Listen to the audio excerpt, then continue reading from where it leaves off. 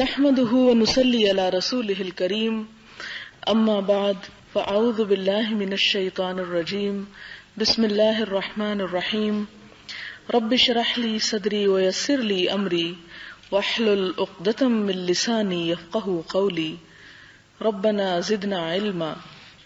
باب تحریم الکبر والاعجاب، تکبر اور خود پسندی کی حرمت کا بیان. قال اللہ تعالی تلک الدار الآخرة نجعلها للذین لا یریدون علوا فی الارض ولا فسادا والعاقبۃ للمتقین. وقال تعالی ولا تمش فی الارض مرحا.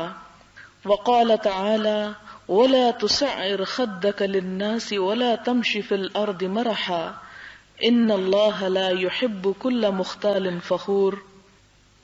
وقال تعالى ان قارون كان من قوم موسى فبغى عليهم وآتيناه من الكنوز ما ان مفاتحه لتنوء بالعصبة اولي القوة اذ قال له قومه لا تفرح ان الله لا يحب الفرحين الى قوله تعالى فخسفنا به وبداره الارض.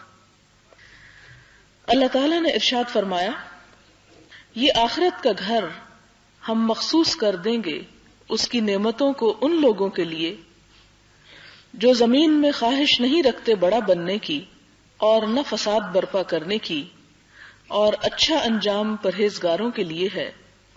اور اللہ تعالیٰ نے ارشاد فرمایا اور زمین میں اکڑتے ہوئے نہ چلو. ایک اور جگہ پر فرمایا اور تکبر کرتے ہوئے اپنے منہ کو لوگوں سے مت پھیر لو اور نہ اترا کر زمین پر چلو. بے شک اللہ تعالیٰ کسی خود پسند فخر کرنے والے کو پسند نہیں کرتے.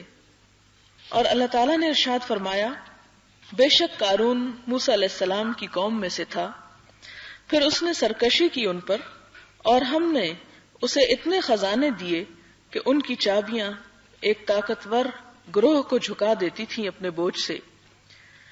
جب اس کی قوم نے اسے کہا کہ زیادہ نہ خوش ہو کیونکہ اللہ تعالیٰ اترانے والوں کو پسند نہیں کرتے، تو آخر کار کیا ہوا کہ ہم نے اسے بھی غرق کر دیا اور اس کے گھر کو بھی. یہ چند آیات تکبر کی حرمت کے بارے میں یہاں پر بیان ہوئی ہیں. اسی سلسلے میں کچھ احادیث بھی اس باب میں وارد ہوئی ہیں. ایک ایک آیت کو اب ہم دیکھتے ہیں. پہلی آیت سورۃ القصص کی ہے جس کا مفہوم کچھ اس طرح ہے کہ آخرت کا گھر اللہ تعالیٰ نے ان لوگوں کے لیے مخصوص کر رکھا ہے جو زمین میں بڑا بن کے نہیں رہنا چاہتے. ایک بات یہ ہوتی ہے کہ انسان خود بڑا بننے کی خواہش کرے، اور دوسری بات یہ کہ دوسرے لوگ اس کو بڑا سمجھیں یا اسے اپنا بڑا منتخب کریں. ان دو چیزوں میں فرق ہے. اس لیے کہ بڑا بننے کی خواہش اور خاص طور پر علو عالی سے ہے، بلند ہونے سے، کہ وہ انسان اپنی شہرت اور اپنی قدر و قیمت اس طرح چاہے کہ وہ دوسروں کے مقابلے میں بڑا نظر آئے. اور ساتھ ہی اس کے لفظ آیا ہے ولا فسادن، اور وہ فساد نہ چاہے. تو گویا اس لفظ سے پہلے لفظ کی مزید وضاحت ہو جاتی ہے، جس کا مطلب یہ ہے کہ بڑا بننا کس غرض کے لیے ناپسندیدہ ہے؟ فساد کرنے کے لیے، کہ وہ طاقت اور قوت اور اختیار اس لیے چاہتا ہے تاکہ اس کے ذریعے زمین کو فساد سے بھر دے. اسی لیے قرآن پاک میں ایک اور جگہ پر آتا ہے کہ اللہ تعالیٰ بعض لوگوں کی قوت بعض کے ذریعے اس لیے توڑتے ہیں کہ کہیں زمین فساد سے نہ بھر جائے، اور اگر اللہ تعالیٰ بعض کو بعض کے ذریعے نہ بٹاتا لفسدت الارض، تو زمین کا سارا نظام بگڑ جاتا. تو یہاں پر بھی اس علو اور اس بلندی کی بات کی جا رہی ہے کہ جس کے پیچھے غرض دراصل اپنی ذات کی خود نمائی ہو اور فساد دنیا میں پھیلانے کی غرض ہو. فساد کیوں پھیلاتا ہے ایسا شخص؟ فساد اس لیے پھیلاتا ہے کہ لوگ اس فساد کے پھیر میں آ کر اپنے آپ کو بھولے رہیں، اپنے مقصد کو بھولے رہیں، اور جو شخص ان پر بڑا نظر آنا چاہتا ہے وہ بڑا نظر آ سکے۔ پھر اس میں ایک اور بات بھی ہے، اور وہ یہ کہ کچھ قوتیں اس وقت بھی دنیا میں ایسی کام کر رہی ہیں کہ جن کا مطمع نظر اور جن کا ٹارگٹ یہ ہے کہ دنیا میں اتنی گمراہی، اتنا اندھیرا اور اتنا فساد ہو جائے کہ سوائے ایک مخصوص قوم کے ساری اقوام ان سے پست ہو جائیں، ان سے نیچے ہو جائیں۔ یہاں پر اسی قسم کے فساد کی مذمت کی جا رہی ہے، اسی قسم کے علو اور غلبے اور قوت کی مذمت کی جا رہی ہے، حالانکہ قوت اور طاقت فی نفس ہی یا فی ذات ہی کوئی بری چیز نہیں ہے۔ والعاقبۃ للمتقین، اور ساتھ ہی یہ بتا دیا گیا کہ عاقبت یا انجام جو ہے وہ تقوی والوں ہی کے حق میں بہتر ہے۔ اور تقوی والے کون ہیں؟ کہ جو اللہ تعالیٰ سے ڈرتے رہتے ہیں، اللہ تعالیٰ کے آگے عاجزی اختیار کرتے ہیں۔ اسی سلسلے میں سورۃ اسراء کی ایک آیت ہے، وَلَا تَمْشِ فِي الْأَرْضِ مَرَحًا، کہ زمین میں اکڑ کر نہ چلو۔ اور چال کے بارے میں خاص طور پر اس لیے ذکر کیا گیا کہ انسان کے دماغ، انسان کے دل اور انسان کی سوچوں میں جو کچھ ہوتا ہے وہ اس کی چال ڈھال میں نمایاں ہوتا ہے، اور انسان کسی دوسرے کی شخصیت کا جائزہ اس کی چال سے لے سکتا ہے۔ لہذا اگر کوئی شخص اپنی چال میں نرمی پیدا کرتا ہے تو اس کا اثر لازمی طور پر اس کے اندر کے شر کو بھی کنٹرول کرنے کا سبب بنتا ہے۔ پھر اس کے بعد فرمایا کہ وَلَا تُسَعِّرْ خَدَّكَ لِلنَّاسِ، لوگوں سے منہ موڑ کے بات نہ کرو، یہ اخلاق کے خلاف ہے اور یہ تکبر کی علامت ہے۔ سعر صاد عین رے ایک ایسی بیماری کو کہا جاتا ہے جو اونٹ کو لاحق ہوتی ہے، جس کی وجہ سے وہ اپنی گردن یا اپنا منہ ایک طرف کو موڑے رکھتا ہے، یعنی وہ سیدھی گردن نہیں کر سکتا۔ جیسے آپ دیکھیں کہ انسانوں میں سے بھی بعض کے جب مسلز پل ہو جاتے ہیں تو وہ ایک سائیڈ پر اپنی گردن کو جھکائے رکھتے ہیں۔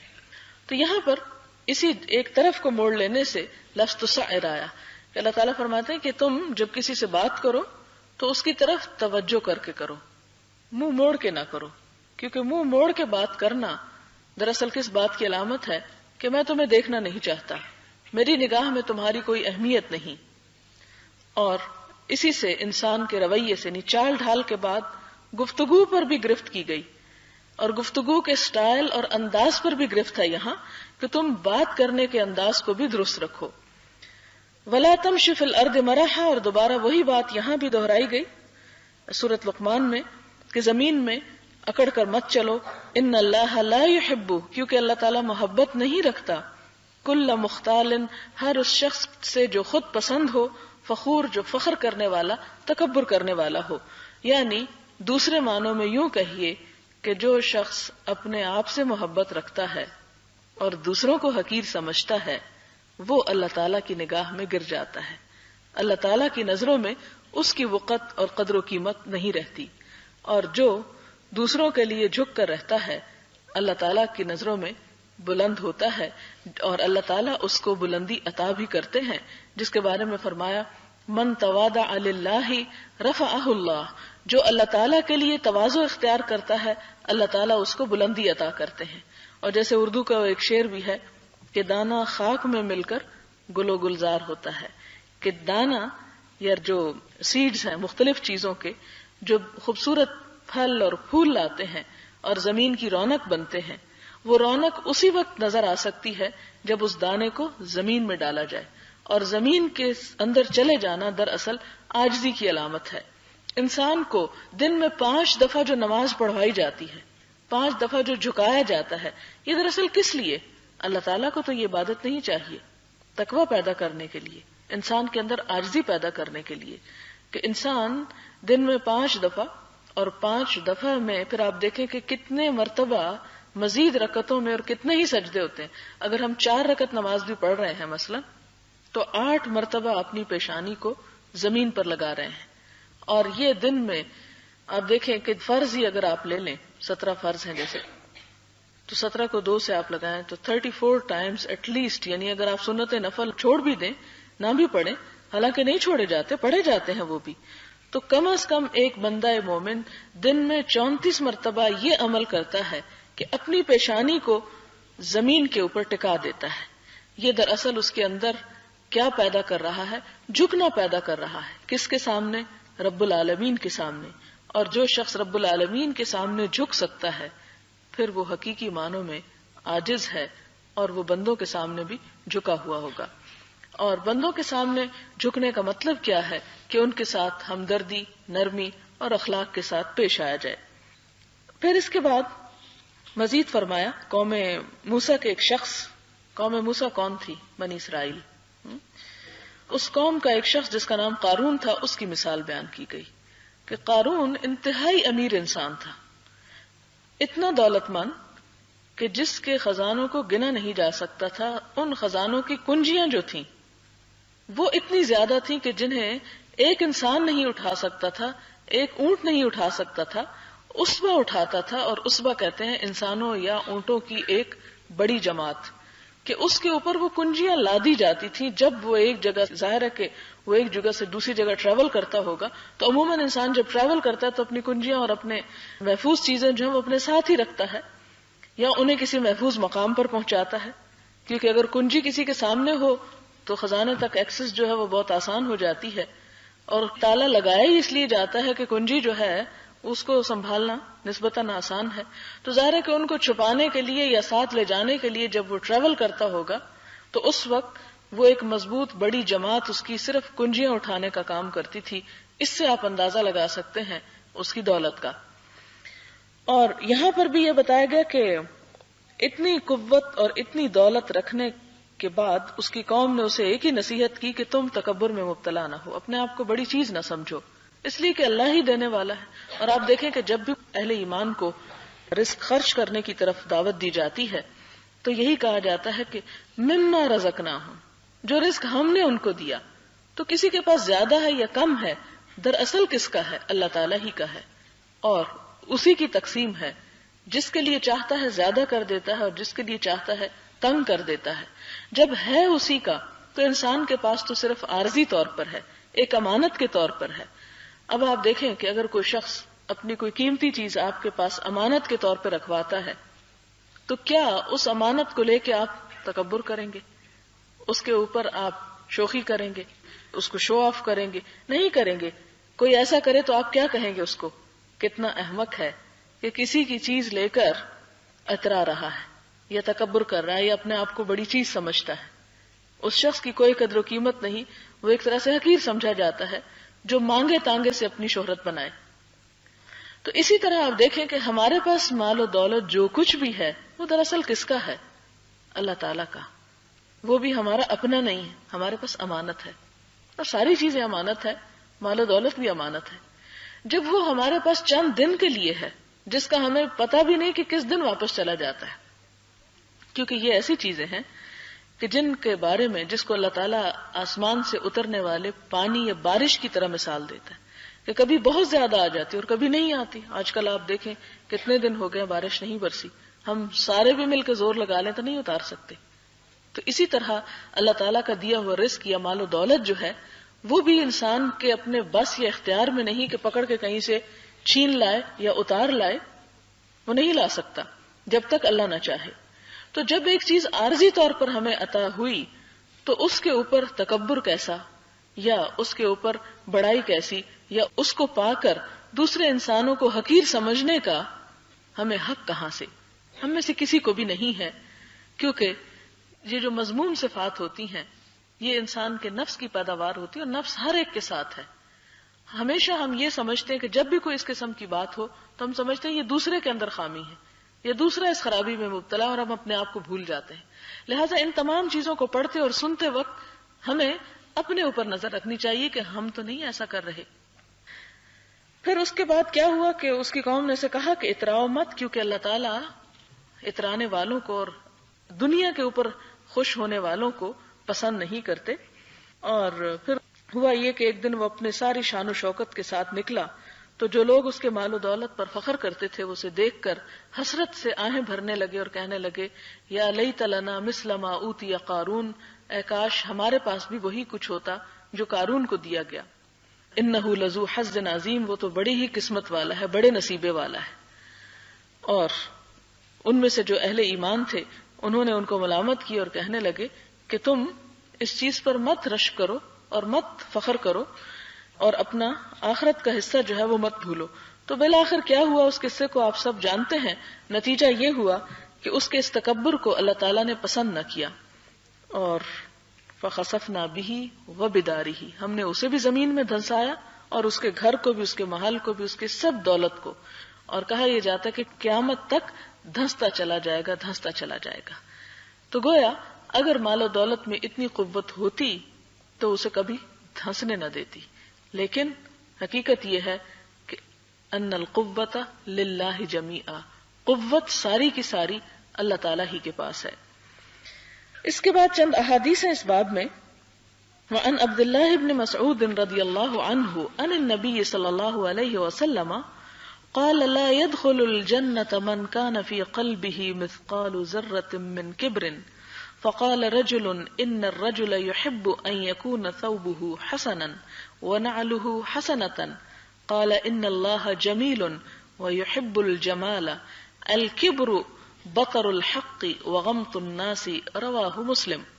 حضور صلی اللہ علیہ وسلم نے فرمایا کہ جس دل میں ذرہ برابر بھی تکبر ہوگا، یہ حدیث حضرت عبداللہ بن مسعود نے روایت کی ہے کہ آپ صلی اللہ علیہ وسلم نے فرمایا جس کے دل میں ذرہ برابر بھی تکبر ہوگا وہ جنت میں داخل نہیں ہوگا.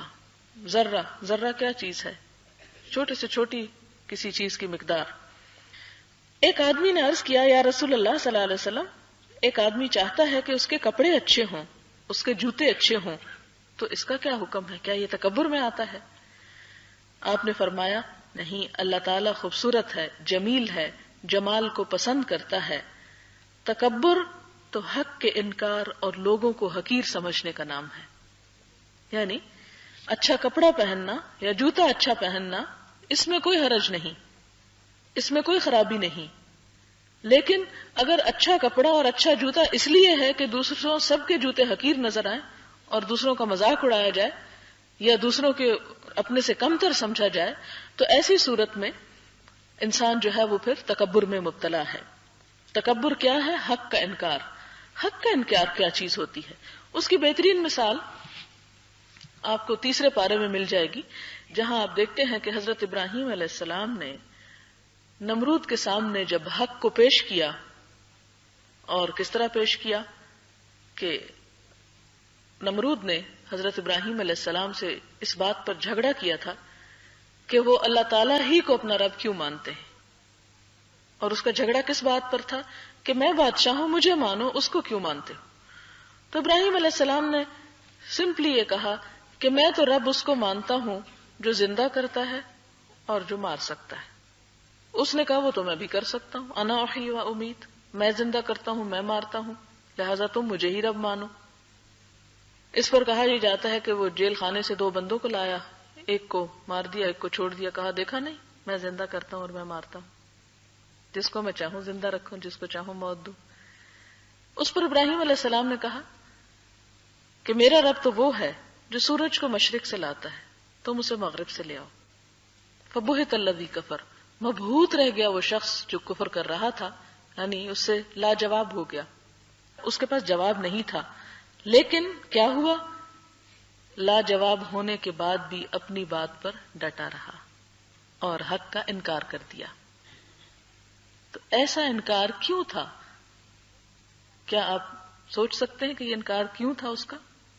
اس کی عقل سمجھ رہی تھی، دلیل اس کے سامنے تھی، وہ بے بس تھا، لیکن کیوں نہیں مانا؟ اپنے آپ کو بڑا سمجھتا تھا. اس کو تکبر کہتے ہیں. تو یہاں پر بھی حضور صلی اللہ علیہ وسلم نے فرمایا کہ تکبر حق کے انکار کا نام ہے، کہ جب حق سامنے آ جائے تو انسان اس کو سمجھتے ہوئے، جانتے بوجھتے ہوئے اسے نہ مانے. اور دوسری علامت کیا ہے؟ انسان کیسے محسوس کر سکتا ہے تکبر کو؟ کہ اس کے دل میں، اس کی نگاہ میں اپنے سے چھوٹے لوگوں کا کیا مقام ہے، ان کو وہ کس نظر سے دیکھتا ہے، کس طریقے سے ان کے ساتھ معاملہ کرتا ہے. اگر ان کو وہ حقیر سمجھتا ہے، ان سے نفرت کرتا ہے اور انہیں کسی قابل نہیں سمجھتا، تو یہ ہے دراصل تکبر. اچھے کپڑے پہننے میں یا اچھی طرح زندگی بسر کرنے میں تکبر نہیں. اگلی حدیث ہے وَأَنْ سَلَمَةَ بْنُ الْأَكْوَعِ رضی اللہ عنہ ان رجلا اکل عند رسول اللہ صلی اللہ علیہ وسلم بشماله فقال كل بيمينك قال لا استطيع قال لا استطعت ما منعه الا الكبر قال فما رفعها الى فيه رواه مسلم. صحیح مسلم کی یہ حدیث ہے حضرت سلمہ بن اکوع سے کہ ایک آدمی نے حضور صلی اللہ علیہ وسلم کے سامنے بائیں ہاتھ سے کھانا کھایا. آپ نے فرمایا دائیں ہاتھ سے کھایا کرو. اس نے کہا میں دائیں ہاتھ سے نہیں کھا سکتا. آپ نے فرمایا خدا کرے نہ کھا سکو. اس شخص کے لیے آپ کی بات ماننے میں صرف حق ہی رکاوٹ تھا. راوی کہتے ہیں کہ وہ شخص اپنا دایاں ہاتھ کبھی منہ کی طرف نہ اٹھا سکا اس کے بعد. تو آپ دیکھیں کہ یہ بات صرف اس وقت پیش نہیں آئی، آج بھی بہت دفعہ جب آپ کسی کو یہی کہیں تو اس کا جواب بھی وہی ہوتا ہے کہ میں دائیں کو استعمال کر ہی نہیں سکتا. حالانکہ دونوں ہاتھ اللہ تعالیٰ نے بنائے ہیں. آپ اس کی جو بھی میڈیکل ریزنز دیں، جو کچھ بھی کریں، لیکن آپ دیکھیں باوجود اس کے کہ ہم جو لوگ دائیں ہاتھ سے کام کرنے کے عادی ہوتے ہیں بائیں ہاتھ سے بھی کچھ نہ کچھ کرتے رہتے ہیں. اور اصل میں تو مسلز ٹریننگ ہوتی ہے. جس کام کو جس ہاتھ سے آپ کرتے چلے جائیں اتنی ہی پریکٹس ہو جائے گی اور کچھ عرصے کے بعد آپ وہی ہاتھ استعمال کر سکتے ہیں. اصل بات کیا ہے کہ انسان کی کوشش ہونی چاہیے اور نیت ہونی چاہیے. اور خاص طور پر جن چیزوں میں دایاں ہاتھ استعمال کرنے کا حکم دیا اس میں سنت کو فالو کرتے ہوئے اتباع کرتے ہوئے کم از کم ان چند چیزوں میں تو ضرور کرنا چاہیے.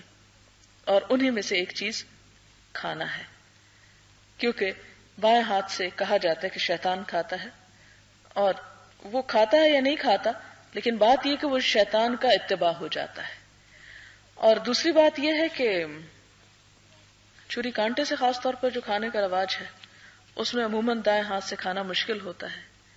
کاٹنا دائیں ہاتھ سے آسان ہوتا ہے لیکن کھانا مشکل ہوتا ہے. بات یہ ہے کہ اس سے کھانا اتنا اہم نہیں جتنا اہم ایک سنت کی پیروی کرنا ہے. عموماً اس طرح کی بات اگر کوئی کہے تو یہ کہہ کر مذاق اڑا دیا جاتا ہے کہ مولویوں کا اور کیا کام ہے سوائے اس کے کہ لوگوں کو یہی چھوٹی چھوٹی باتیں بتاتے رہیں. حالانکہ بات چھوٹی ہو یا بڑی ہو، اصل چیز کیا ہے؟ اتباع رسول صلی اللہ علیہ وسلم ہے. اللہ تعالیٰ نے قرآن پاک میں فرمایا قل ان کنتم تحبون اللہ، ان سے کہہ دو کہ اگر تمہیں اللہ سے محبت ہے فاتبعونی، تو کیا کرو؟ میرا اتباع کرو، یعنی رسول اللہ صلی اللہ علیہ وسلم کا. اللہ تعالیٰ نے یہ نہیں فرمایا تو میری بات مانو. یہ بھی تو ہو سکتا تھا نا کہ اگر تم کہتے ہو کہ ہمیں اللہ سے محبت ہے تو پھر اللہ کی بات مانو. یہ نہیں فرمایا، یہ فرمایا رسول اللہ صلی اللہ علیہ وسلم کا اتباع کرو.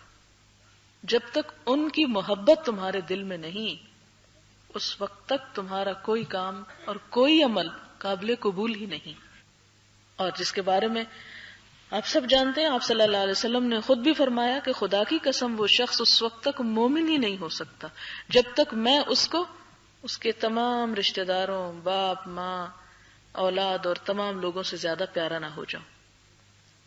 تو یہ محبت کس چیز کی محبت ہے آخر اگر آپ کی سنت کی محبت نہیں؟ اس لیے کہ حضور صلی اللہ علیہ وسلم نے فرمایا من احب سنتی فقد احبنی ومن احبنی کان معی فی الجنہ. جس نے میری سنت سے محبت کی اس نے مجھ سے محبت کی. کیونکہ زبانی تو دعویٰ بڑا آسان ہے. آپ اپنے دشمن کو بھی کہہ سکتے ہیں میں آپ سے بہت محبت کرتا ہوں، آپ کو کیا بگڑے گا؟ آپ کی زبان ہی ہلے گی نا. تو زبان سے دعوے کرنا تو بہت آسان ہوتا ہے، لیکن عمل سے ثبوت فراہم کرنا. آپ دیکھیں نا اردو میں بھی وہ ایک محاورہ ہے کہ دوست وہ ہے جو مشکل میں کام آئے. تو اگر مشکل میں کوئی نہیں پوچھتا اور سارا سال کوئی آپ سے دوستی کا دعویٰ کرتا رہتا ہے اور محبت کا اظہار کرتا رہتا ہے، اور اگر آپ تکلیف میں ہیں، مصیبت میں ہیں اور آپ کی آگے بڑھ کے کوئی حال بھی نہیں پوچھتا، تو وہ محبت اور وہ دوستی کے دعوے تو سب جھوٹے ہو گئے. اسی طرح ہمارے ہاں بھی اس طرح کا ٹرینڈ بہت پایا جاتا ہے کہ زبانی کلامی بہت اظہار محبت کریں گے اللہ تعالیٰ سے، اللہ تعالیٰ کے رسول صلی اللہ علیہ وسلم سے. لیکن جب آپ کی اتباع اور آپ کی اطاعت کی بات آئے تو سب سے پیچھے کھڑے ہوں لائن میں کہ پہلے اور چلے جائیں آگے، پھر ہم کر لیں گے. کیونکہ عموماً ہم یہی کہتے ہیں نا، کبھی یہ قانون بن جائے تو پھر سارے ہی کر لیں یہ کام.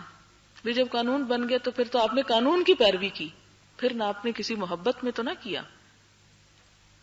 آپ کو اس سے کیا غرض کہ کوئی قانون ہے یا نہیں؟ اگر آپ کے دل میں اللہ اور اس کے رسول صلی اللہ علیہ وسلم کی محبت ہے تو آپ آگے بڑھ کر اس چیز کو لیں گے، اس سے پہلے کہ کوئی قانون ہو یا نہ ہو. تو محبت قانون نہیں دیکھتی، محبت پھر اصول اور ضابطے نہیں دیکھتی، اس میں تو جنون ہوتا ہے، وہ تو ساری دنیا سے ٹکر لینا جانتی ہے. اسی طرح یہاں پر بھی آپ دیکھیں کہ حضور صلی اللہ علیہ وسلم نے، اور پھر یہ کہ آپ کا کوئی پرسنل انٹرسٹ تو اس میں نہیں تھا کہ ایک شخص دائیں سے کھائے یا بائیں سے کھائے، اپنا پیٹ بھرنا ہے کسی نے جس سے کوئی مرضی کھائے. لیکن چونکہ آپ کس لیے آئے تھے، آپ نے فرمایا انما بعثت معلما، سکھانے والا بنا کے بھیجا گیا. اور دوسری بات یہ کہ لوگوں کے اندر بہترین ادب پیدا کیا جائے، اخلاق کی بہترین باتیں سکھائی جائیں. آپ صلی اللہ علیہ وسلم نے خود فرمایا انما بعثت لاتمم مکارم الاخلاق، کہ مجھے اس لیے بھیجا گیا ہے تاکہ میں بہترین اخلاق کو پائے تکمیل تک پہنچاؤں لوگوں کے اندر. اور پھر آپ دیکھیں ایک اور چیز بھی ہے کہ ایک امت کیسے پہچانی جاتی ہے، کوئی قوم کیسے پہچانی جاتی؟ اپنے اعمال ہی کے ذریعے. اگر ایک شخص بائیں ہاتھ سے کھا رہا ہے، چھری کانٹے سے کھا رہا ہے، تو کس کا اتباع کر رہا ہے؟ سب جانتے ہیں. اور اگر ایک شخص دائیں ہاتھ سے کھا رہا ہے، کانٹے چھری سے ہی کھا رہا ہے، اس سے منع نہیں کیا گیا. یہ چھری کانٹے کوئی جدید دور کی پیداوار نہیں ہے اور نہ ہی کوئی ماڈرن ہونے کی بڑی بات ہے، اس لیے کہ حضرت یوسف علیہ السلام کے زمانے میں بھی لوگ چھری کانٹے سے کھاتے تھے، وہ بھی بڑے متمدن لوگ تھے. تو کئی ہزار سال پہلے بھی لوگ چھری کانٹے سے کھاتے تھے. تو اگر آج کھا رہے ہیں کچھ تو اس سے یہ کوئی ثابت نہیں ہوتا کہ وہ زیادہ عقل مند لوگ ہیں یا زیادہ ماڈرن ہیں. یہ ماڈرن کی اصطلاح ہمارے اپنے نفس کا، اپنے ذہنوں کا اور عقل کا دھوکہ ہے. یہ اپنے آپ کو ہم نے خوش فہمی میں مبتلا کیا ہوا ہے. اصل ماڈرنزم کیا ہے کہ انسان اللہ تعالیٰ کی بات ماننے کے قابل ہو اور اس کے رسول محمد صلی اللہ علیہ وسلم کا اتباع کرنا جانتا ہو. اس لیے کہ ہر چیز پرانی ہو رہی ہے، وہ ہر آن نئی شان میں ہے، اس کا حکم ہر آن نئی شان میں ہے. اس کا دین ایک ایسی چیز ہے جو کبھی پرانا ہونے والی نہیں، وہ ایک ایسی چیز ہے کہ جو کبھی بیکورڈ ہونے والی نہیں. یہ شیطان نے ہمیں دھوکہ دیا کہ ہم نے ان باتوں کو پرانا کہہ دیا جو آج بھی نہیں ہے. اس لیے کہ اللہ تعالیٰ کی ذات پرانی تو نہیں ہے نا، وہ تو آج بھی موجود ہے. اور جب ہم سارے ماڈرن ختم ہو جائیں گے تو بھی وہ ماڈرن موجود ہوگا. اگر ماڈرن کا مطلب یہی ہے کہ جو کچھ آج لوگ کر رہے ہیں وہی ہمیں کرنا ہے، خواہ وہ غلط کر رہے ہیں یا صحیح کر رہے ہیں. تو یہاں پر بھی آپ دیکھیں کہ آپ نے اسے سکھایا کہ دائیں سے کھاؤ. کیوں دائیں سے؟ اس لیے کہ امت مسلمہ اپنے عمل سے پہچانی جائے کہ یہ شخص محمد صلی اللہ علیہ وسلم کا اتباع کرنے والا ہے، یہ ان کا پیروکار ہے، ان کی قوم کی ایک علامت ہے، ایک طریقہ کار ہے، ایک ضابطہ اخلاق ہے کہ وہ دائیں ہاتھ سے کھاتے ہیں. وہ کہیں پر بھی ہوں گے، وہ کافروں کے گھیرے میں بھی بیٹھے ہوں گے تو صاف پہچانے جائیں گے یہ ہیں محمد صلی اللہ علیہ وسلم کے فالوورز جو دائیں ہاتھ سے کھاتے ہیں. آپ کو پہلے بھی میں ایک دفعہ قصہ سنا چکی ہوں حضرت حذیفہ بن یمان کا کہ جب کسریٰ کے دربار میں پہنچے تو آپ کے ہاتھ سے لقمہ گر گیا نیچے، کھا رہے تھے کچھ، وہ چیز نیچے گر گئی. تو سنت کیا ہے؟ جو گر جائے اسے اٹھا کے صاف کرو، کھا لو. یہ بھی تکبر کو توڑنے والی بات ہے، کھا لو اس کو. اس لیے کہ اللہ نے رزق کھانے کے لیے پیدا کیا، ضائع کرنے کے لیے نہیں. اب یہ کہ جب وہ کھانے لگے تو پاس بیٹھے شخص نے کونی ماری، یہ تو کسریٰ کا بادشاہ کا دربار ہے اور یہاں تم ایسی نیچ حرکت کرنے لگے ہو کہ نیچے سے اٹھائی ہوئی چیز کھا رہے ہو. تو ان کا جواب سنیں. وہ کہتے ہیں کہ کیا میں ان احمقوں کے بنائے ہوئے طریقوں کو فالو کرتے ہوئے اپنے رسول صلی اللہ علیہ وسلم کی سنت کو چھوڑ دوں؟ یعنی میرا معیار تو وہ ہے، میرا آئیڈیل تو وہ ہے، یہ احمق تھوڑی ہیں کہ جن کے نزدیک رزق کو ضائع کرنا زیادہ افضل بات ہے. میرے حبیب اور میرے رسول محمد صلی اللہ علیہ وسلم کے نزدیک تو اس کو استعمال کرنا زیادہ عقل مندی کی بات ہے. اس لیے میں تو اس کو فالو کروں گا، میں تو وہی کروں گا جو آپ نے کیا. یہ کس چیز کی، ہم میں کس چیز کی کمی ہے؟ ہم کیوں نہیں کر پاتے؟ اپنے دین پر کانفیڈنس کی کمی ہے. ہماری عقل کا پھیرا گھوم گیا ہے، ہم الٹے چل پڑے ہیں. وہ جسے کہتے ہیں نا، وہ ایک شعر بھی ہے اردو کا کہ لیلا نظر آتا ہے مجنو نظر آتی ہے، کچھ اسی قسم کا ہے کہ جو مذکر ہے وہ مؤنث نظر آ رہا ہے اور جو مؤنث ہے مذکر نظر آ رہا ہے. تو دھوکہ کہاں ہے؟ اپنی آنکھوں کا دھوکہ ہے. آپ مثال کے طور پر کسی کو کوئی چیز دکھائیں، مثلا ایک ہی تصویر دکھائیں اور 3 سیکنڈ کے لیے دکھائیں اور پھر ہٹا لیں. آپ کے سامنے جو 10 لوگ بیٹھے اس تصویر کو دیکھ رہے ہوں گے، ہر ایک کی ڈیفینیشن مختلف ہوگی، ہر ایک کی ڈسکرپشن مختلف ہوگی. کیوں مختلف ہے؟ اس لیے کہ ہر ایک اپنی آنکھ اور اپنی عقل سے دیکھ رہا ہے، ہر ایک نے مختلف اینگل سے اس کو دیکھا. تو پھر دنیا میں نظریں تو بہت ہیں، دیکھنے والے بھی بہت ہیں، تو ہماری نظر کیا ہونی چاہیے؟ ہمارے نزدیک صحیح اور غلط کا معیار پھر کیا ہونا چاہیے؟ وہی جو محمد الرسول اللہ صلی اللہ علیہ وسلم نے دیکھا. ہمیں بھی اسی آنکھ سے دیکھنا ہے. جس کو انہوں نے پسند کیا ہم نے بھی اسی کو پسند کرنا ہے، جسے انہوں نے ناپسند کیا ہمیں بھی اسی کو ناپسند کرنا ہے. اور یہی ہے آپ سے محبت کا مطلب. تو آپ دیکھیں صحابہ کرام کا طریقہ کار یہ ہوتا تھا کہ زندگی میں جب کوئی مشکل پیش آتی، کوئی مرحلہ تمام نہ ہوتا، تو ہمیشہ یہ سوچتے کہ گڑبڑ کہاں ہے، کہاں نافرمانی ہو رہی ہے، کہاں کسی سنت کو ترک کیا ہے میں نے. تو یاد ہوگا ایک جہاد کے موقع پر روز حملہ کر رہے ہیں، جیت نہیں ہو رہی، روز حملہ کر رہے ہیں، نہیں جیت رہے. تو آخر کار سب نے سر جوڑے بیٹھ کے سوچا کہ کہاں کمی ہے. تو خیال آیا کہ اس روز حملہ کرنے کے جنون میں ہمیں تو یہ بھی بھول گیا کہ مسواک بھی کرنا ہے. ایک سنت کو چھوڑ دیا جسے آپ نے بہت پسند کیا، اتنا پسند کیا کہ آپ نے فرمایا اگر میری امت پہ بھاری نہ ہوتا تو میں ہر نماز کے ساتھ انہیں مسواک کرنا لازم قرار دیتا، نہیں فرض قرار دیتا. لیکن مجھے ڈر ہے کہ ان کے اوپر یہ مشقت ہو جائے گی. کتنی آسانی پیدا کی ہمارے لیے، کتنا خیال تھا آپ کو ہمارا. ہمیں تو آپ کی عزت اور آپ کی شان کا کچھ بھی احساس پاس نہیں کہ امت محمد صلی اللہ علیہ وسلم ہے اور ہمارے عمل کیا ہیں. ہمیں تو ذرا شرم حیا نہیں آتی. لیکن آپ کو ہمارا کتنا احساس اور پاس تھا کہ میری امت پہ بوجھل ہو جائے گا، مشکل پڑ جائے گی. لہٰذا آپ نے فرض نہیں کیا، لیکن اتنی زیادہ اس کی تعریف بیان کی کہ کوئی پڑھ لے تو کیے بغیر نہ چھوڑے. ڈاکٹروں کی تو ایک نسخے پہ ہم ساری زندگی اس کو عمل کرتے ہیں، الارم لگا لگا کے اٹھ کے دوا لیتے ہیں کہ ڈاکٹر نے کہا ہے. اللہ کے رسول صلی اللہ علیہ وسلم کی بات ایک ڈاکٹر کی بات سے بھی کم اہم ہے ہمارے لیے. لیکن اصل بات یہ ہے، مشکل یہ کہ ہمیں پتہ ہی نہیں ہوتا کہ آپ نے کس بات پہ کتنا سٹریس کیا، کیا آپ نے پسند فرمایا، کیا ناپسند کیا. تو ہوا یہ کہ جب انہوں نے صبح سویرے درختوں کی ٹہنیاں کاٹی اور دانت صاف کرنے لگے تو دشمن کی مخبری کرنے والے شخص نے جا کر کہا کہ آج تو وہ دانت رگڑ رہے ہیں، لگتا ہے کہ کچا چبانے کے لیے آ رہے ہیں. اور یہ چیز ان کے دلوں میں روب ڈالنے کے لیے کافی تھی. اور اگلے دن جب حملہ ہوا تو وہ نفسیاتی طور پر کمزور ہو چکے تھے. نفسیاتی طور پر دیکھا کہ ساری قوم ایک ہی کام کر رہی ہے، لیکن ہم چونکہ ان چیزوں پر اتحاد ہی نہیں کرتے، ہمارے ہاں یہ چیزیں ہمیشہ ڈسپیوٹڈ رہتی ہیں. کیا ہوا اگر یہ کر لیا؟ کچھ نہیں ہوتا. یہ اسی لیے تو آپ صلی اللہ علیہ وسلم نے فرمایا کہ بات یہ نہیں کہ وہ دائیں سے اٹھا نہیں سکتا تھا. آپ نے فرمایا اسے صرف تکبر نے روکا ہے کہ میں نہیں کر سکتا، میرے لیے بڑا مشکل ہے. اس کے بعد وہ راوی کہتے ہیں کہ جب اس نے انکار کیا تو زندگی بھر وہ شخص پھر دائیں ہاتھ کو منہ تک نہ لے جا سکا. اکڑ گیا ہوگا ہاتھ یا کوئی اس قسم کی تکلیف ہو گئی ہو. ظاہر ہے کہ اس نے آپ کا دل دکھایا. آپ کا انکار دراصل کیا ہے؟ آپ صلی اللہ علیہ وسلم نے فرمایا کل امتی یدخلون الجنت الا من ابا، میری ساری امت جنت میں جائے گی سوائے اس کے جس نے انکار کیا. ابا انکار ہوتا ہے لیکن تکبر کی وجہ سے انکار. تو لوگوں نے پوچھا کہ وہ من ابا یا رسول اللہ، یہ کس نے انکار کیا؟ آپ نے فرمایا من اطاعنی فقد احبنی من احبنی کان معی فی الجنہ، جس نے میری اطاعت کی اس نے مجھ سے محبت کی، جس نے مجھ سے محبت کی وہ میرے ساتھ ہوگا جنت میں. کہ میری ساری امت جنت میں داخل ہوگی سوائے اس کے جس نے انکار کیا، یعنی تکبر کیا. اور انکار کیا ہے؟ آپ کی بات کا انکار، اور وہی محبت کے منافی ہے دراصل.